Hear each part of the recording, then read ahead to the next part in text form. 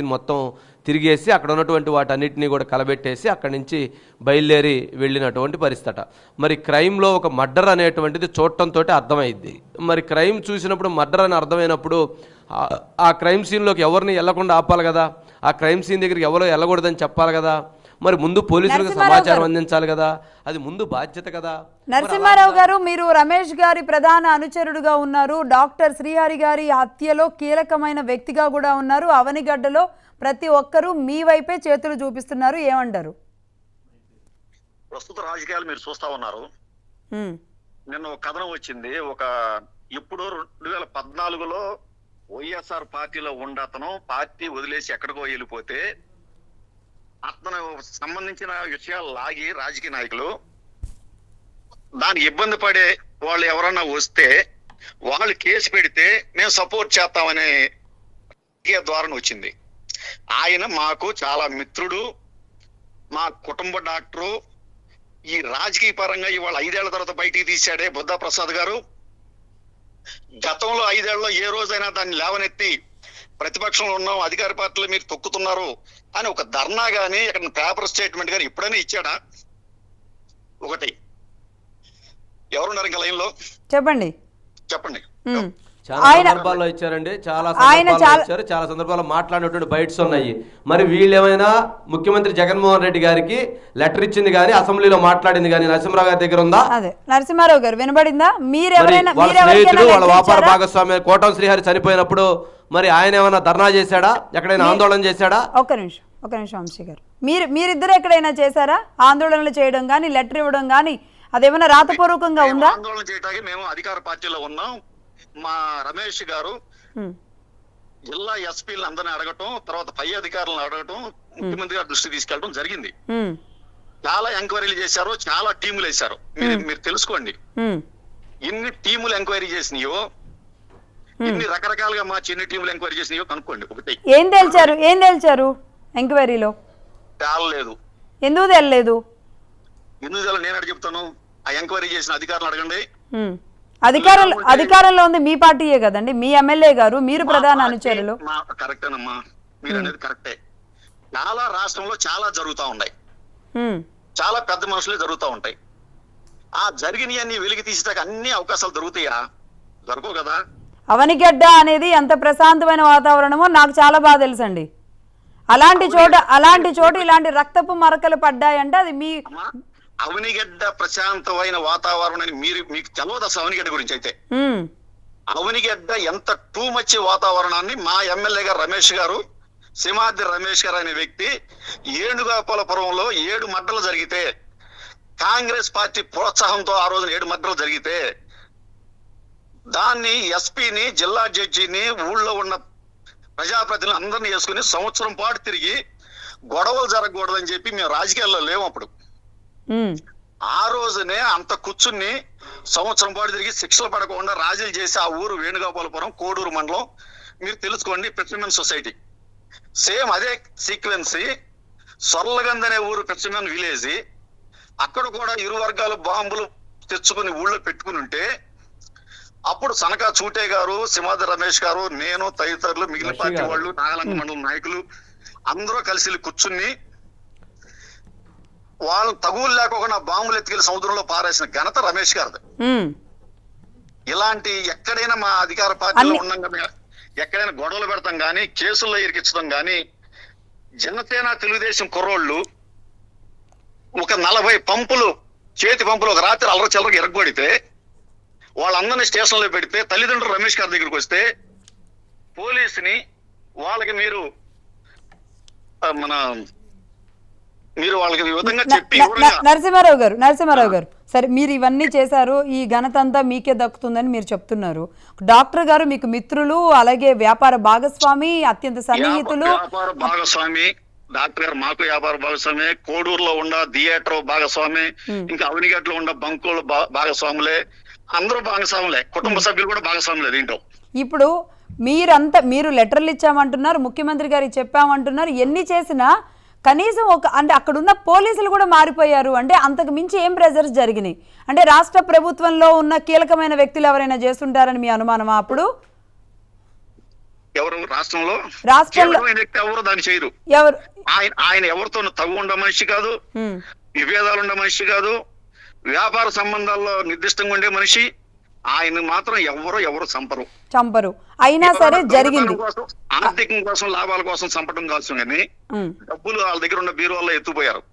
ఉమ్. ఆ డబ్బుల కోసమో లేకపోతే ఇంకొకటో చేయటమే కానీ ఆయన్ని వ్యక్తిగతంగా ఎవరైనా చంపుతారని ఎవరు నమ్మరు. అంత కిరాతకంగా జరిగినప్పుడు ఈ రోజు మండలి బుద్ధప్రసాద్ గారు అడిగిన దానికి సిబిసిఐడి రంగంలోకి దిగింది. మరి మీరెందుకు కనీసం ఒక సిఐడిని కానీ ఇన్వెస్టిగేషన్ టీంని కానీ ఎందుకు దించలేదు రంగంలోకి? నేను కూడా ఇప్పుడు తేల్చమని అన్నాం, తప్పేం కాదు. 100% తేల్చాల్సిందే. తేలిస్తే మాకు రైట్, దానికి మేము నిర్దిష్టంగా ఉన్నాం. ఎందుకంటే బుద్ధప్రసాద్ అనే వ్యక్తి దగ్గర వాళ్ళ పార్టీలో చచ్చినోళ్ళు చంపుకున్నోళ్ళు కూడా ఇద్దరు ఆయన దగ్గర మెయింటైన్ అవుతారు. ఇవాళ ఒక కిరాయి మర్డర్ అతను పెట్టుకుని ప్రెస్ నోట్లు ఇప్పిస్తా ఉంటాడు. ఆ కిరాయి మర్డర్ కేసు బండి వెంకటేశ్వరరావు అని కొడాలిలో కాంగ్రెస్ అతన్ని చంపేసి 10 ఏళ్ళు అయింది. ఆ కేసు కోర్టుకి వెళ్తే జరగనీయకుండా 5 ఏళ్ళు ఎందుకు ఆపాడు? తన దగ్గర ఉన్న మనిషినా? ఇప్పుడు ఇవన్నీ అనవసరమైన మాట్లాడేది రాజకీయ లబ్ధి కోసం తెలుగుదేశం చేస్తున్న కుట్రలు తప్పితే ఇంకోటి కానీ. మీరు విచారణకి సిద్ధమేనా? మరి మేము సిద్ధమే. అవనిగడ్డలో మరి మీ పేర్లు ఎందుకు వినబడుతున్నాయి? ఎమ్మెల్యే రమేష్ గారు, ప్రధాన అనుచరుడు నరసింహారావు పేరు చెప్పేదమ్మా. నేను కూడా చెప్తున్నా అదే. నా వాయిస్ వినిపిస్తుంది ఆయనకి, లక్ష్మి గారు. ఒకసారి ఒక్క నిమిషం అండి, ఒక్క నిమిషం మా చైర్మన్ వంశీ గారు మాట్లాడతారు, వినండి. చెప్పండి వంశీ గారు, అడగండి. నరసింహరావు గారు, నాకు వాయిస్ వినిపిస్తుందా?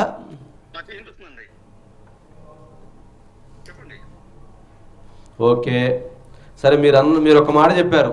ఎవరి గురించి? కోట శ్రీహరిరావు గారి గురించి. గొడవలు లేవు, వివాదాలు లేవు, ఆయనకి వ్యక్తిగతంగా ఎవరితోటి లేవు, కానీ ఆర్థికమైనటువంటి అంశాల మీద మాత్రమే వివాదం జరిగింది అని చెప్పి అయ్యుండొచ్చేమో అని అంటున్నారు. ఓకే, మరి 2020 నవంబర్ 28వ తారీఖు జరిగినటువంటి ఈ హత్య కేసుకు సంబంధించి, ఈ హత్య కేసు మరి ఈ 4 సంవత్సరాల్లో మీ స్నేహితుడు, మీ వ్యాపార భాగస్వామి, మీకు అత్యంత సన్నిహితుడైనటువంటి వ్యక్తి గురించి మీరెందుకు సిబిసిఐడి ఎంక్వైరీ చేయించలేదు? మీరెందుకు సిట్ ఎంక్వైరీ చేయించలేదు? మీరెందుకు విచారణకు పట్టుబట్టలేదు? విచారణకి మేము చాలా పట్టుబట్టాం, మా ప్రయత్నం మేము చేసాం. చెప్పదంటారా?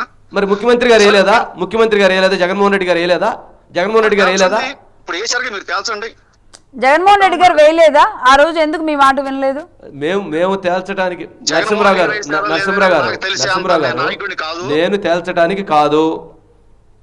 ఏమండి, జగన్మోహన్ రెడ్డి గారు ఎమ్మెల్యే గారు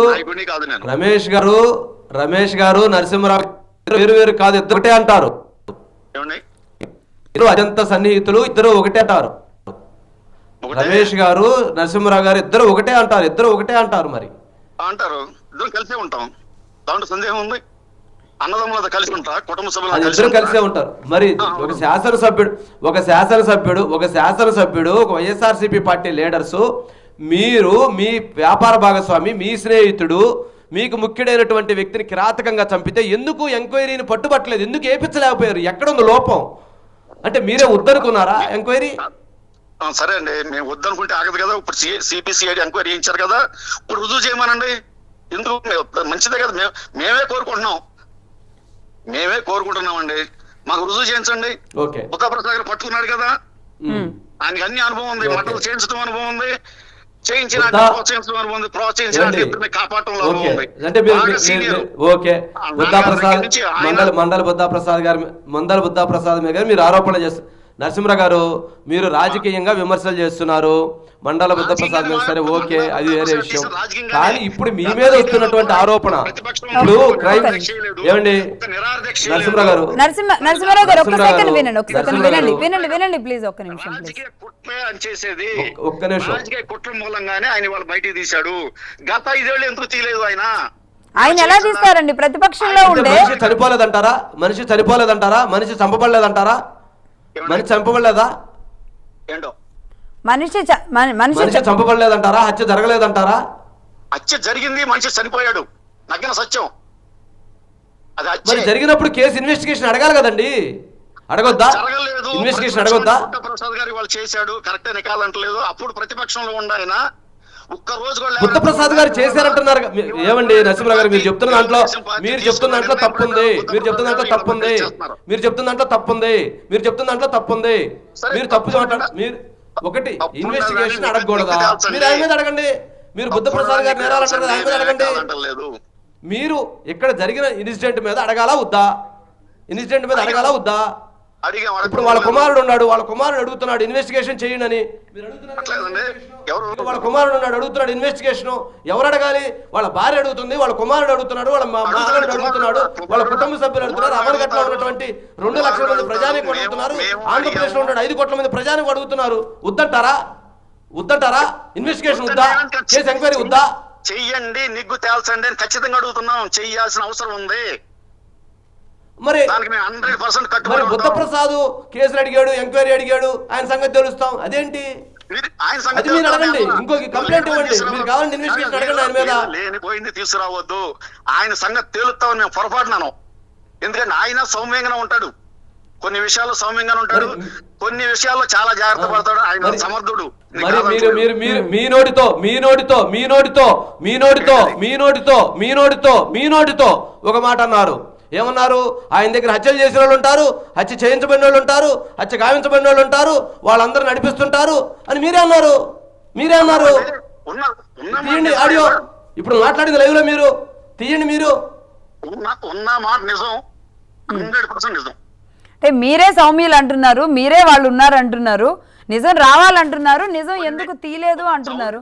సౌమ్యులు అనే మాటకి నేను చెప్పేది ఏంటంటే, ఆయన ఎక్కడ ఏది పట్టుకోవాలో అదే పట్టుకుంటాడు, మిగిలినన్నిట్లో సౌమ్యంగా ఉంటాడు. అంటే మంచి విషయమే పట్టుకున్నారు. దొంగల్ని మంచి విషయంగా దొంగ పనులే పట్టుకుంటాడు ఆయన. కాదు, దొంగలు ఎవరున్నారో బయటికి తీయడానికే పట్టుకున్నారు. అందుకే సిబిసిఐడి వెంటనే దొంగలు కాదండి, దొంగలు కాదు వాళ్ళు అత్యంత కిరాతకంగా మనిషిని ఒక డాక్టర్ చంపిన వాళ్ళు. డిబేట్ మీ ఛానల్ రేటింగ్ పెంచుకోవడానికి మీరు చేసే ప్రయత్నం రైట్, నేను కాదంటలా. కానీ నరసింహరావు గారు రేటింగ్, డిబేట్ ఇలాంటి మాటలు మాట్లాడొద్దు. నరసింహరావు గారు మీరు ఇలాంటి మాట మాట్లాడొద్దు. ఫస్ట్ మీరు వెనక్కి తీసుకోండి, మీ వర్డ్స్ విత్డ్రా చేసుకోండి.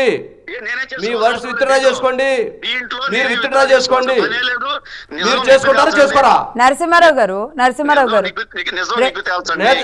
నేను ఆగండి లక్ష్మి గారు, నేను నిజం నిగ్గు తేలుస్తాము. మీరు విత్డ్రా చేసుకోండి ఫస్ట్ మీ వర్డ్స్. ఎందుకంటున్నానంటే నాకెవరో కోటా శ్రీహరిరావు తెలవదు. మీకు ఫ్రెండు, మీకు ఆప్తుడు, మీ స్నేహితుడు, మీ వ్యాపార భాగస్వామి. ఆ వ్యక్తి చనిపోతే ఇన్వెస్టిగేషన్ అడగాల్సిన బాధ్యత మీ మీద ఉంది. అంతేగాని నా టీఆర్పీ రేటింగ్సా? మీరు చేసి మీ మీద ఆరోపణలు వస్తే నన్ను అంటారా? ఏమనుకుంటున్నావు నువ్వు? ఏం మాట్లాడుతున్నారు? విత్డ్రా చేసుకోండి ఫస్ట్, మీ వర్డ్స్ విత్డ్రా చేసుకోండి. వంశీ గారు మాట్లాడుతున్నారు. మహా న్యూస్ చైర్మన్ గారండి. మీరు టీఆర్పీ రేటింగ్స్ అని ఛానల్ మీద బురద జల్లే ప్రయత్నం చేయడం వల్ల రేటింగ్స్ కోసం మీరు పని చేస్తున్నారు. మీ ఫ్రెండ్, మీరు డబ్బులు పంచుకున్నారు, కోట్లు మీరు షేర్ చేసుకున్నారు, మీరు ఆస్తులు పంచుకున్నారు. మీ ఫ్రెండ్ చచ్చిపోతే మేము వచ్చి ఫైట్ చేస్తే మాకు రేటింగ్సా? మీ మనిషిని చంపితే మీ మీద ఆరోపణలు వస్తే మాకు రేటింగ్సా? వంశీ గారు నేను చెప్పేది ఏంటిది? ఊళ్ళోనే ఉన్నాం, రాష్ట్రంలో ఉన్నాం, ప్రజల మధ్యలోనే ఉన్నాం. మీరు ముందు విత్డ్రా చేసుకోండి. వంశీ గారు కూడా అవనిగడ్డలోనే ఉన్నారు. మమ్మల్ని అన్న మాటలు విత్డ్రా చేసుకోండి. దీంట్లో అంతా నిజమే. అదే అవనిగడ్డలో ఉన్నారండి. అదే మీ ఊరిలో నిజమా? నేను లేను అక్కడ. ఉంటే వాళ్ళ ఇంటికి వస్తాను రమ్మనండి. ఏమండి? అదే అవనిగడ్డలో ఉన్నారు, మీ దగ్గరే ఉన్నారు. ఇంటికి వస్తారా? మాట్లాడండి, లైవ్ లో రండి. అవనిగడ్డలో లేను, నేను బయట ఉన్నాను. నేను ఉంటే వంశీ గారు నేనే కలిసి ఆయన చెప్పేవాడు ఎవరన్నా, ఫోన్ లో కాకుండా. అర్థమైందండి? లైవ్ లో ప్రజలంతా చూస్తారండి. మీరు ఆరోపణలు ఎదుర్కొన్నారు, మీరు ఎంక్వైరీకి అడిగామన్నారు, మీ ఎంక్వైరీలు జరగలేదు. కాదండి, మీరు నేనేమంటున్నాను మిమ్మల్ని ఏమనలేదే నరసింహరావు గారు. ఒక్క మాట ఆగండి. నేను మిమ్మల్ని అనలేదే నరసింహరావు గారు. నా ఒక్క మాట ఏనండి. చెప్పండి. నరసింహరావు గారు ఒక్క మాట డోర్ దీని చెప్పండి వంశీ గారు. నరసింహ గారు ఒక్క మాట నా మాట చెప్తానండి. ఆ, మీరు కోటా శ్రీహరిరావుని మీరు చంపేరం లేదు, కోటా శ్రీహరిరావుని మీ ఆర్థిక వివాదాల్లో మీరు చంపేరం లేదు.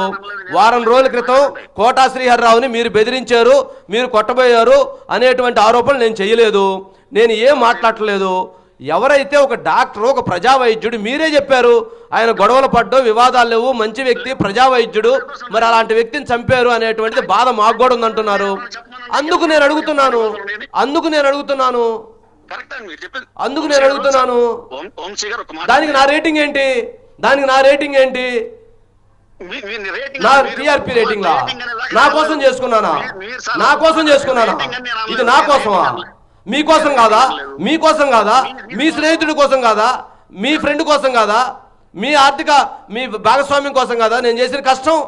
మీరు ఇంకా నాకు సహకరించాలి, మీరు నాకు సపోర్ట్ చేయాలి. 10 years పైన అయిపోయిందండి, దాంట్లో మాకేమీ లేదు. భాగస్వామ్యే కానీ మేము 10 years ఆ బిజినెస్ పోయింది, మేము ఎప్పుడో చేసాం, మాకు భాగస్వామిగా ఏమీ లేదు అది కదా. మరి అలాంటిది నన్ను ఎలా అంటారు? మీరు నన్ను ఎందుకు అంటారు? మమ్మల్ని ఎందుకు అంటారు? ఏమండి మీరు రేటింగ్ల గురించి నన్ను ఎందుకంటారు? టీఆర్పీ రేటింగ్ కోసం ఎందుకంటారు? కాదండి, ఇప్పుడు కోర్టులో లాయర్ గారు అన్నట్టుగా మీరు చేసే తప్పు అని మీరు అట్లా అన్నిసార్లు అంటే నాకు ఇబ్బందిగా ఉంటుంది కదా. ఎలా మీరు కూడా అది అర్థం చేసుకోరే? కాదండి, నేను చెప్తున్నాం 100% మా 3 డాక్టర్ గారు అత్యంత నెగ్గు తేల్చాల్సిన అవసరం ఉంది. బుద్ధా ప్రసాద్ గారు చేసినందుకు సంతోషం కూడా మాకు చెప్పేదంటారు. అప్పుడు మన పవన్ కళ్యాణ్ గారు చెప్పినప్పుడు మేము స్వాగతం పలికాం. ఏది అంటే స్వాగతం అంటే ఈ మాట అన్నందుకు మేము అప్పుడే చెప్పాము పేపర్ రకంగా. ఎందుకంటే తేల్చాల్సిన అవసరం అంటే పవన్ కళ్యాణ్ గారు మాట్లాడింది కరెక్ట్, బుద్ధా ప్రసాద్ గారు మాట్లాడింది కరెక్ట్, మీరు మాట్లాడింది కరెక్ట్, వాళ్ళ అబ్బాయి ప్రవీణ్ మాట్లాడింది కరెక్ట్, మేము మాట్లాడింది తప్ప, మేము అడగటం తప్ప. మీరు అర్థం కావట్లేదు. మీరు దొంగ అని మీరు అంటుంటే నేనెట్ట ఒప్పుకుంటాను దాన్ని? మీరు దొంగ అంటలేదండి, మీరు హత్య చేశారు అంటలేదు, మీ మీద ఆరోపణలు వచ్చినాయి అంటున్నాను. మాట్లాడుకోకుండా పదే ఆ మాట మీ మీద ఆరోపణలు వచ్చినాయి అంటున్నాను. ఏమండి మీ మీద ఏమండి, మీరు ప్రజాప్రతినిధి, మీ ఎమ్మెల్యే ప్రజాప్రతినిధి, మీ స్నేహితులు, మరి మిమ్మల్ని అడగాలి కదా, ఎవరు చెప్తారు? మీరు అడగాలి, మేము చెప్పాలి. దాంట్లో 2 ఓపెన్ అవ్వాల్సిందే. మీరు అడిగే హక్కు మీకుంది, మేము చెప్పే బాధ్యత మాకుంది, మేము ఖచ్చితంగా చెప్తున్నాం. దాంట్లో మరి టీఆర్పీ రేటింగ్ ఎక్కడుంది? దాంట్లో రేటింగ్ ఎక్కడుంది? టీఆర్పీ రేటింగ్ ఎక్కడుంది? నా స్వార్థం ఎక్కడుంది? నేను టీఆర్పీ రేటింగ్ నా స్వార్థం ఉందా? దీంట్లో నేను ప్రజల తరపున అడిగితే స్వార్థమా? ప్రజల తరపున మాట్లాడితే అది టీఆర్పీ రేటింగా? ఏంటిది? ఎక్కడుంది న్యాయం? ధర్మం ఉందా? న్యాయం ఉందా? వచ్చినప్పుడు అందరూ పడుకుంటే ప్రజల తరపున మేము చేసామండి. 3 సార్లు కరోనా తెచ్చుకున్నాం. అవనిగట్ల 50 బెడ్డెడ్ కరోనా హాస్పిటల్ పెట్టించాం. ఆక్సిజన్ ఒక రోజు తక్కువకుండా అన్ని రోజులు ఆక్సిజన్ సప్లై చేయించాం. మేము అంతకంటే ఎక్కువ జనాల్లో తిరిగాం. ప్రాణాలు పోయినా సరే లెక్క చేయలా. మా ఎమ్మెల్యే గారికి ఇక్కడ కరోనా వచ్చి హైదరాబాద్ అపోలో హాస్పిటల్ తర్వాత జాలాల్సి వచ్చింది, 2వ అటాక్ అయితే అక్కడ చాలా రిస్క్ అయింది. అయినా సరే తిరిగి వచ్చి మళ్ళా తిరిగాడు. మేము ఎప్పుడు మనుషుల కోసం, మనుషుల ఇరువుల కోసం, పనుల కోసం మేము చేసిన 3 ఏళ్ళు అధికారం అయినా సరే, 2 ఏళ్ళు కరోనా పోయినా, 3 సంవత్సరాల అధికారం అయినా సరే పూర్తిగా 24 hours ఇద్దరు ఉండి అక్కడ చేశాం. డాక్టర్ గారి హత్యని మాత్రం బయటికి తీయలేకపోయారండి, రవ్వంతా కూడా ముందుకు జరగలేకపోయింది. దీని వెనక ఎవరుండి జరిపించలేదు అనేది ఇక్కడ అన్ని అనుమానాలకి ఇదండి. అనుమానాలు ఉంటాకి అవకాశం ఉంది. ఎందుకంటే మీరు అన్నారు ఇప్పుడు 5 ఏళ్ళు చేయించలేకపోయారని.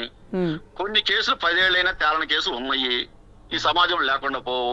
ఆ రోజు నా ఇంట్లో సీసీ కెమెరా ఫుటేజీలు మొత్తం ఎత్తుపోయారు. ఒక బీరువాలో డబ్బులు ఎట్టి పెట్టారు, ఇంకో బీరువాలో ఎత్తుపోయారు. మరి ఆ బీరువా ఎందుకు ఇలా? ఇవన్నీ చాలా కథనాలు ఉన్నాయి. దానికి ఇంట్రాగేషన్ కోసం ఒక టీం కాదు, చాలా టీములు పనిచేసినాయని చెప్పారు ఎస్పీ గారు వాళ్ళు. ఆఖరి రమేష్ గారు ఇంకో మాట అన్నాడు, ప్రైవేట్ కూడా వేద్దామన్నారు, ప్రైవేట్ టికెట్లు పెట్టి కూడా చేద్దామన్నారు. ఎస్పీ ఎందుకు ట్రాన్స్ఫర్ అయ్యారు? సిఏ ఎందుకు ట్రాన్స్ఫర్ అయ్యారండి? ఒక ఎస్పీ ఒకసారి కాదు కదమ్మా. సరే ఒకటే సరే ఒకటండి, అది ట్రాన్స్ఫర్ అవడం సహజం. ఇక్కడ ఏంటంటే సరే నరసింహరావు గారు మీరు సరే మీరు చెప్పిన దానికి మీరు చెప్పినటువంటి ఇన్వెస్టిగేషన్ జరగాలని మీరు కూడా కోరుకున్నారు. మీరు సిబిఐసిఐడికి సహకరించాల్సిందే. మీరు కూడా దీనికి సంబంధించినటువంటి దీని విచారణ మీరు కూడా కోరుకుంటున్నారు. సిబిఐసిఐడి ఎంక్వైరీ జరగాలని కోరుకున్నారు. మరి మీరు కూడా సహకరించాలి. సరే, మీకున్న అనుమానాలు ఏంటి? మరి మీ కేసులో మీరు అన్నట్టు గొడవలు లేవు, వివాదాలు లేవు. మరి మీకున్న అనుమానాలు ఏంటి? మీకు ఎలాంటి అనుమానాలు ఉన్నాయి ఈ కేసులో? అనుమానాలు దొరకందే కదా ఎట్లా చెప్తాం? ఏ ఒక్కటే అవకాశం దొరకట్లా. మీరు అన్నట్టుగా, మీరు అనుకున్నట్టుగా ఎవరన్నా ఉండి అనుకుంటే మేము ఆ ఊళ్ళో ఉన్నాం, పుట్టి పెరిగాం. ఆయనకి వివాదాలు ఉంటాయా ఉండవు అనేది నాకు తెలుసు. వివాదాలు ఎట్టి పరిస్థితులు ఆయనకు ఉండవు, ఎట్టి పరిస్థితులు ఉండవు. ఎక్కడికైనా ఇచ్చి పుచ్చుకోవడం అనేది ఉండదు ఆయన చేతిలో. డబ్బులు ఎవరికైనా అప్పు ఇవ్వటమో తీసుకోవడమో రెండు ఉండదు. ఆయన మందుల షాపులో ఆయనే పాపం ఒక పక్కన ట్రీట్మెంట్ ప్రిస్క్రిప్షన్ రాసి ఎదురుగుండా గదిలోకి వెళ్ళి మందులు ఆయనే ఇచ్చుకునేవాడు. అంత జాగ్రత్తగా ఉండేవాడు. ఒక గుమస్తాను పెడతా కూడా ఆలోచన చేసేవాడు. ఆయన మధ్యాహ్నం 1:30-2 భోజనం చేసి పొలం వెళ్ళి కూర్చొని పని చేసుకునేవాడు. 2 మనుషులు పని చేస్తున్నా సరే మొత్తం మాకు తెలుసు. బండి వేసుకుని, పాత బండి వేసుకుని తిరుగుతూ ఉండేవాడు. అంత మంచి డాక్టర్ని, హస్తవాసి మంచిగా ఉన్నారు అన్న డాక్టర్ని మరి చంపేశారు. జరిగిందంతా ఘోరం జరిగిందండి. కానీ మీరు సరే వెలికి తీయడం అటు మీకంటూ చంపలేదు, చంపటం కూడా కిరాతకంగా చంపారు. అవును, మేము అడిగిన అధికారులకి తెలుసు. మేము ఎంతమంది రాజకీయ నాయకులు వాళ్ళకి తెలుసు. ఎవరైనా కేసు చేసి ఉంటే దాన్ని ఎంతకాలం ఎవరు అచ్చిపెట్టు మీ అందరికీ తెలిసి. అంటే మీకేదో ఒక అనుమానం ఉంటుందిగా. మీరు చెప్తున్నారుగా ఎన్నో మర్డర్ల హిస్టరీలు ఏవో ఉన్నాయి మా దగ్గర అని చెప్తున్నారుగా. దీని హిస్టరీ ఏమై ఉంటుంది? మా ఏరియాలో చాలా మర్డర్లు జరిగినాయి. దీన్ని చూస్తే మీకు తెలిసి ఉండాలిగా ఏ తీరుకు చంపారు, ఎవరు చంపుంటారు, దీని వెనక ఏముంటదని. ఏమీ లేనప్పుడు ఏమనుకుంటాము? డబ్బులు పోయినాయి కాబట్టి దొంగ అవ్వచ్చు, అదొకటి ఉంది. అంతకంటే మనం ఏమనుకోవడం అవకాశం లేదు. కానీ నరసింహరావు గారు, మరి డబ్బులు పోతే డబ్బులు ఆఖర్లో డబ్బులు ఉంటే 5 ఓన్లీ 200 గ్రాముల బంగారం కోసం వచ్చి ఏమీ తెలవకుండా ఎక్కడ ఆధారం లేకుండా ఆ విధంగా చంపుతారా? మరి పక్కన దాదాపు ఇంకొక 1/2 కేజీ బంగారం ఉంది, డబ్బులు 5 లక్షలు ఉన్నాయి అంటున్నారు, తర్వాత ఇంకా ఉన్నాయి అంటున్నారు. మరి ఆ డబ్బులన్నీ తీసుకెళ్లకుండా దొంగలైతే వచ్చి ఒక మనిషిని 10 నిమిషాల్లో మర్డర్ చేస్తారు. 2 గంటల పాటు మర్డర్ చేస్తారా? 2 గంటల పాటు తలంతా వైఎస్ వివేకానంద రెడ్డిని గొడ్డలు పెట్టి నరికినట్టు నరుగుతారా?